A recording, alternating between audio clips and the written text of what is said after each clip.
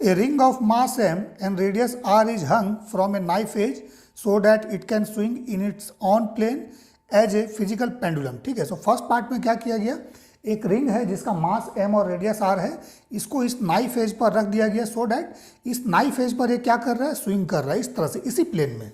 ठीक है, इसी प्लेन में. ठीक है. देन सेकेंड पार्ट में same ring is pivoted from an axis P P dash. ठीक है, इस पी पी डैश एक्सिस पर इसको पिवटेड कर दिया गया. ठीक है, अब देखिए ये रिंग है मान लीजिए. ठीक है, सो ये एक्सिस क्या है, ये एक्सिस इस तरह से, मीन्स ये एक्सिस पी पी डैश ये क्या है, इस रिंग पर टेंजेंट है और दोनों सेम प्लेन में, मीन्स जिस प्लेन में ये है ये एक्सिस भी इसी प्लेन में है. ठीक है, और इसका स्विंग कैसे होता है, इसका स्विंग होता है in and out, in and out. ठीक है, इस एक्सिस के अबाउट. ठीक है, मीन्स इस तरह से ये है, ये नीचे ऊपर इस तरह से ये स्विंग करता है. ठीक है, lying in the ring plane and tangent to the circumference. ये पीपी डैश क्या है, रिंग प्लेन में ही है और इस रिंग पर टेंजेंट है, जो मैंने अभी दिखाया आपको.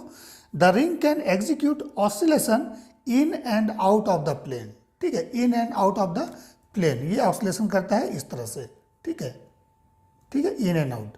ठीक है, सो हमें निकालना है time period of oscillation both case में. कैसे निकालेंगे, सो देखिए टाइम पीरियड का फॉर्मूला सिंपल फिजिकल पेंडुलम के लिए 2 pi root over I by M G D होता है. ठीक है, डी क्या है जी, तो डी इस फिजिकल शेप का जो फिजिकल मास है इसका सेंटर ऑफ मास.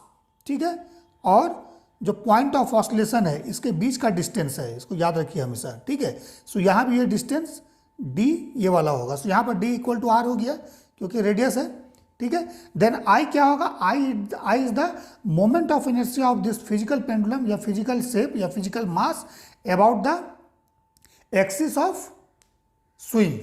ठीक है, या एक्सिस ऑफ ऑसिलेशन, किस एक्सिस के अबाउट हो रहा है. सो देखिए यहाँ पर क्या है, नाइफ एज है, ये मीन्स ये रिंग जो ऑसिलेशन कर रहा है ये इस तरह से. ठीक है, देख लीजिए इस तरह से नाइफ एज है, सो ये इस तरह से ऑसिलेशन कर रहा है. ठीक है, सो ये एक्सिस क्या है, ये axis, this axis is passing through the circumference of this ring. ठीक है, and perpendicular to the plane. ये एक्सिस क्या है जिसके अबाउट ये स्विंगिंग हो रहा है. ठीक है, ये इस रिंग के प्लेन पर परपेंडिकुलर है, इस प्लेन पर परपेंडिकुलर है. ठीक है, और इसके सर्कमफेरेंस से पास कर रहा है. ठीक है ना, इस पॉइंट के अबाउट. सो हम लोग को मोमेंट ऑफ इनर्शिया इस एक्सिस के अबाउट लेना पड़ेगा. सो इसके अबाउट मोमेंट ऑफ इनर्शिया निकालने के लिए सबसे पहले इसके सेंटर के अबाउट मोमेंट ऑफ इनर्शिया निकालेंगे इस एक्सिस के अबाउट. मीन्स एक ऐसा एक्सिस जो इसके सेंटर से पास कर रहा हो और इस रिंग के प्लेन पर परपेंडिकुलर हो, इसके अबाउट निकाल लेंगे. देन फिर इसके अबाउट निकालने के लिए पैरेलल एक्सिस थ्योरम लगा लेंगे. ठीक है, सो निकल जाएगा आई. देन इस केस में क्या करना पड़ेगा कि रिंग का जो मोमेंट ऑफ इनर्शिया है इसके सेंटर के अबाउट तो हमें पता है, ये बेसिक है, निकाल लेंगे. ठीक है, लेकिन इसके अबाउट निकालने के लिए हम लोग को क्या करना पड़ेगा, सबसे पहले परपेंडिकुलर एक्सिस थ्योरम लगा करके इस एक्सिस के अबाउट निकालना पड़ेगा. मीन्स जो एक्सिस इसके सेंटर से पास कर रहा हो इस तरह से.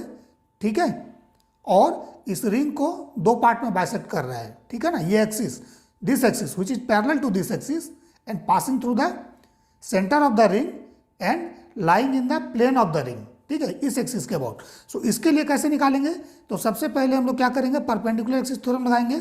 सो let's say it is I x and this is I y. अब इस एक्सिस के अबाउट जो इस पर परपेंडिकुलर है हमें पता होता है दैट इज आई नॉट. ठीक है, आई नॉट मान लेते हैं इस एक्सिस के अबाउट आई नॉट है. सो आई नॉट का वैल्यू क्या होता है, एम आर स्क्वायर रिंग के केस में. ठीक है, सो I x plus I Y क्या हो जाएगा, आई नॉट हो जाएगा. अब आई एक्स क्या कर रहा है, रिंग को दो पार्ट में देखिए बांट रहा है, इधर, देन ये भी इधर. सो आई एक्स और आई वाई ध्यान से देखिए तो एक सिमेट्रिकल एक्सिस है. ठीक है, मीन्स आई एक्स के अबाउट जितना मोमेंट ऑफ इनर्शिया होगा उतना आई वाई के अबाउट भी होगा, सेम होगा. क्यों, क्योंकि वो रिंग को सेम पार्ट में डिवाइड कर रहा है. ठीक है ना, so I X equal to I Y. ठीक है, डैट मीन्स अगर हमको आई वाई चाहिए तो यहाँ पर 2 I Y equal to I naught हो जाएगा. That means आई वाई का वैल्यू क्या हो जाएगा, it is I naught by 2.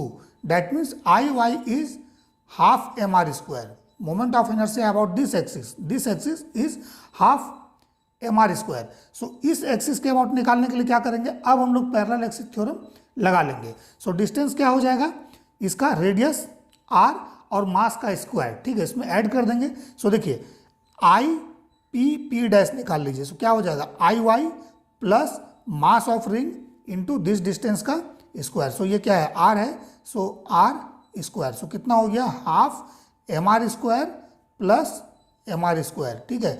That means this is 3/2 M R square, ठीक है।